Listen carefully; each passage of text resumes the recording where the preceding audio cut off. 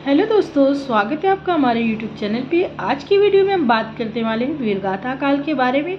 वीरगाथा काल या आदिकाल 1050 से लेके 1375 तक हिंदी साहित्य के पहले कवि सरप्पा है। अपभ्रंश एवं जैन साहित्य का पहला कवि स्वयंभू को माना जाता है। अपभ्रंश नाम सर्वप्रथम वल्लभी के राजा धारसेन द्वितीय के शिलालेख में मिलता है। अपभ्रंश का नाम कहाँ मिलता है? वल्लभी के राजा धारसेन द्वितीय के शिलालेख में मिलता है। सिद्ध साहित्य का पहला कवि सरप्पा को माना जाता है, जिसमें सिद्धों की संख्या 84 है।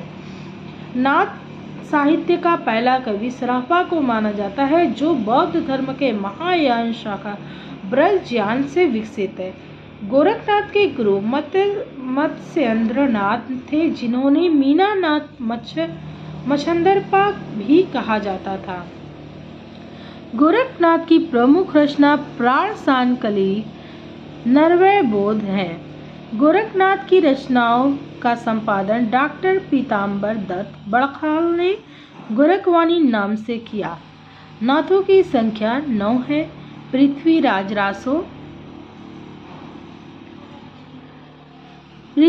रासो को हिंदी साहित्य का पहला महाकाव्य एवं उसके रचयिता कवि चंद्र बरदाई को पहला कवि डॉक्टर रामचंद्र शुक्ल मानते हैं।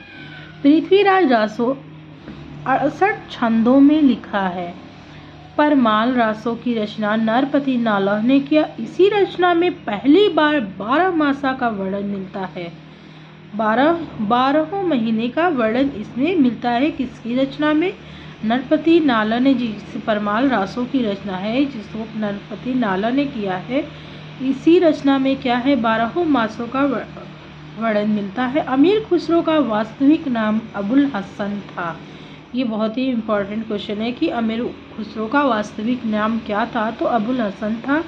ये निजामुद्दीन औलिया के शिष्य थे। अमीर खुसरो खड़ी बोली के पहले कवि माने जाते हैं। अमीर खुसरो को तूतीय हिंदू भी कहा जाता था। अमीर खुसरो ने खालिकवारी, पहलिया, मुकारियां, गजल एवं 2 सुखने लिखे। आधुनिक गजल के जनक दुष्यंत कुमार हैं। हेलो दोस्तों, अब हम बात करेंगे पूर्व मध्यकाल और संवत 1375 से 1700।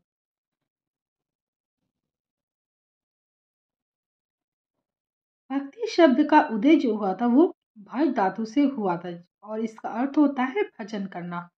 भक्ति शब्द का पहला उल्लेख जो था वो श्वेताशकेर उपनिषद में मिलता है।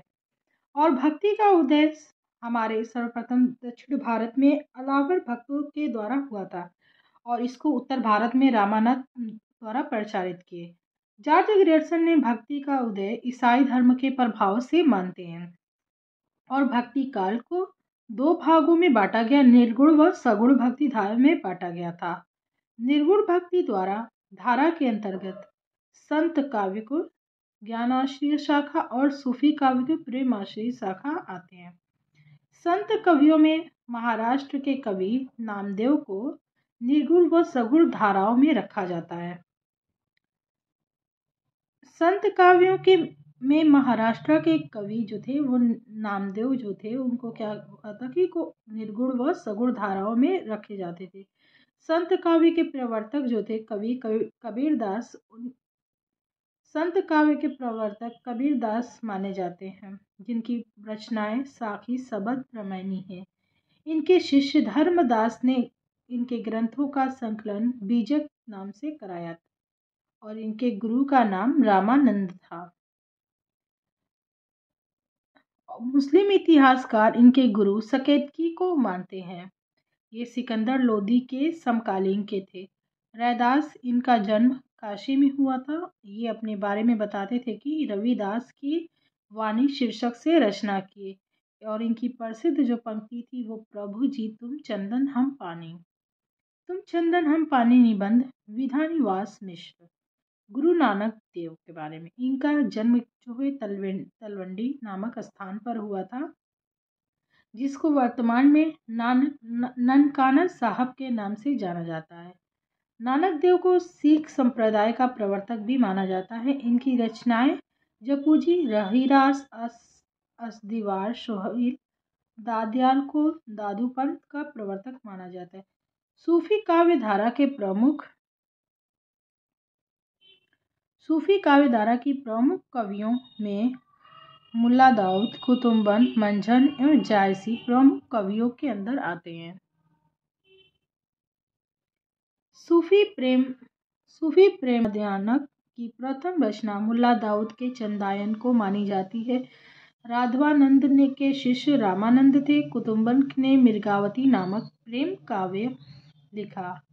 मंझन ने मधुमालती नामक ग्रंथ लिखा था। मलिक मोहम्मद जायसी की रचनाएं पद्मावत,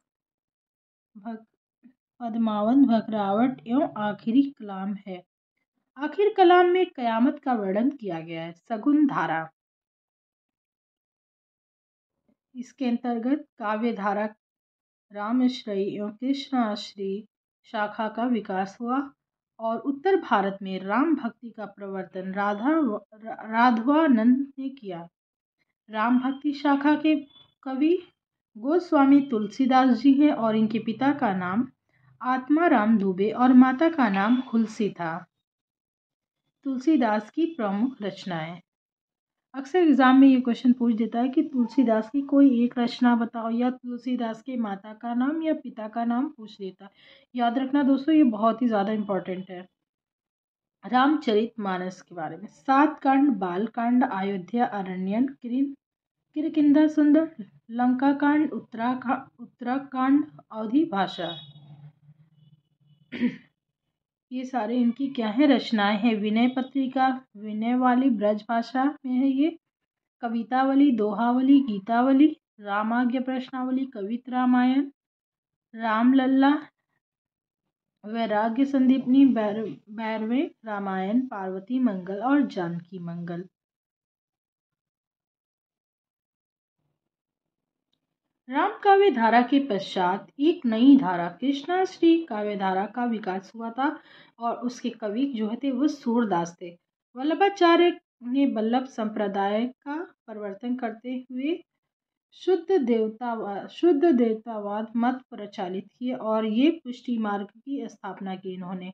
और इनके पुत्र का नाम विठल दास ने, जो 1565 ईस्वी में अष्टछाप की स्थापना की थी, जिसने 8 कवि और 4 वल्लभाचार्य के शिष्य थे। जो उनके शिष्य ये चारों हैं, कृष्णदास, सूरदास और कुम्मन दास और परमानंद। और 4 विठल के शिष्य थे, दीत स्वामी, गोविंद स्वामी और चतुर्भुजदास और नंददास। सूरदास की प्रमुख रचनाएं। पिछला हमने बात की थी कि तुलसीदास की रचना, अब यहाँ पे सूरदास की रचनाएं। सूर सागर साहित्य लहरी सूर श्रावली है जो ब्रज भाषा में है।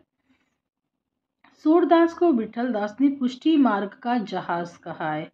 अब यहाँ पे क्वेश्चन ये भी बनता है कि सूरदास को किसने पुष्टि मार्ग का जहाज कहा है, तो विठल दास ने उनको सूरदास को पुष्टि मार्ग का जहाज कहा है।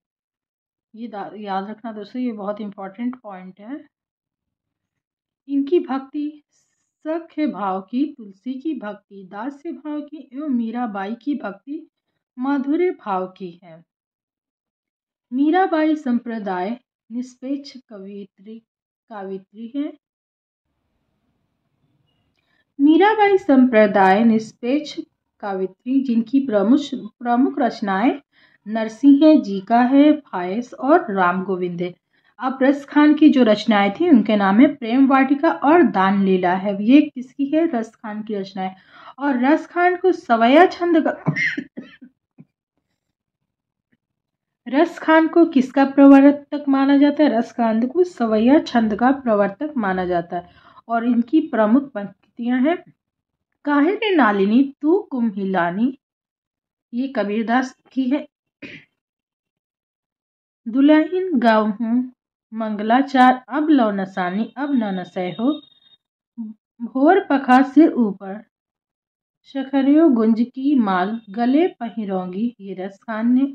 जाके शीस मोर पखा मेरो पति सोई, ये मीराबाई की। ये क्या है, ये इन लोगों की पंक्तियां हैं, आगे उनकी कवियों के नाम हैं। रीतिकाल को अल्लकृत काल मिश्र बंधुओं ने एवं श्रृंगार काल विश्वनाथ प्रसाद मिश्र ने कहा है। रीतिकाल के प्रवर्तक के रूप में केशवदास को माना जाता है, किंतु आचार्य शुक्ल ने चिंतामणि को प्रवर्तक मानते हैं। यहाँ पे मिश्र बंधुओं का नाम मैंने पिछले वीडियोस में बताए हैं, आप वहां पे जाके देख सकते हो। कठिन काव्य का प्रेट केशवदास छंदों का अजाबहान रामचंद्रिका को कहते, जिसमें 64 है। रीतिबद्ध चिंतामणि केशवदास मणि राय रसलीन देव जसवंत सिंह भाषण भूषण। रीति मुक्त धनानंद बोधा ठाकुर आलम। रीति सिद्ध भियारी और बिधारी सतसई। चिंतामणि की प्रमुख रचना रसलीवास श्रृंगार मंजरी कवि कुल कल्पतरु। आचार्य केशवदास की अन्य रचनाएं कवि प्रिया रसक प्रिया और रतन दावनी आदि है। अब यहाँ पे बात करेंगे रसलीन की। इनका मूल नाम सैयद गुलाम, जन्म 1696 ईस्वी में हरदोई के विलीग्रास नामक गांव में, और इनकी रचनाएं अंग दर्पण, रस प्रबोध, मतीराम, फूल मंजरी, ललित लाभू, अलंकार, पंचसिका आदि। और ये रचना जसवंत सिंह की है। भाषा भूषण बिहारी लाल की। इनके गुरु नरहरि दास थे। इनके आश्रयदाता महाराज जयश्री थे। इनकी रचनाएं बिहारी सतसई हैं। धनानंद ये मोहम्मद शाह रंगीला के मरी मुंशी थे, और इनकी रचनाएं सृजन सागर विरह लीला, कोकसार, कृपाकांड और इसको लिबल्ली आलम रचना। और ये बुद्धिसेन की है रचनाएं हैं इनकी, और 1893 ईस्वी काशी नागरी प्राचुर्य सभा के सदस्य थे। अगर वीडियोस पसंद आई हो तो प्लीज़ लाइक करना, शेयर करना और सब्सक्राइब करना। नेक्स्ट वीडियोस में हम मिलते हैं आपसे। Thank you.